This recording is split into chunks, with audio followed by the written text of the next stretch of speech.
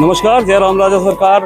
ओरछा धाम में हमारी टीम मौजूद है और ये वो मंदिर है जिसे राम राजा सरकार के लिए बनवाया गया था जब राजा मधुकर शाह की पत्नी राम राजा सरकार को अयोध्या धाम से लेकर आई थी। लेकिन भगवान जो थे वो विराज चुके थे पहले ही रसोई में, और ये वचन लिया था उन्होंने रानी से। ऐसा बताया जाता है कि ये वचन उन्होंने लिया था कि जब हम आएंगे तो हम वहीं विराज जाएंगे, इसके बाद उठेंगे नहीं, जिस जगह विराजमान हो जाएंगे। और जब भगवान वहाँ विराजमान हो गए तो ये विशाल मंदिर जो भगवान श्री राम के लिए बनवाया गया था, यहाँ फिलहाल भगवान विष्णु की स्थापना करवाई गई।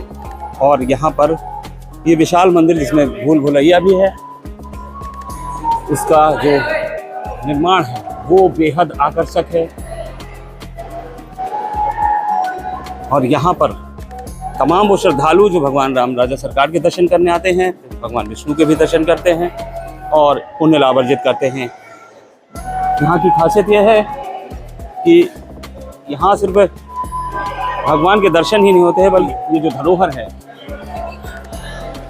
उसमें किस तरीके से प्राचीन काल में निर्माण होते थे, जो वो एक बहुत ही सशक्त उदाहरण है इसका, जो आज सदियों बाद भी जस के तस अपने वजूद को बनाए हुए हैं और आज भी अपनी विशालता को कायम करते हुए स्थापित हैं, खड़े हुए हैं।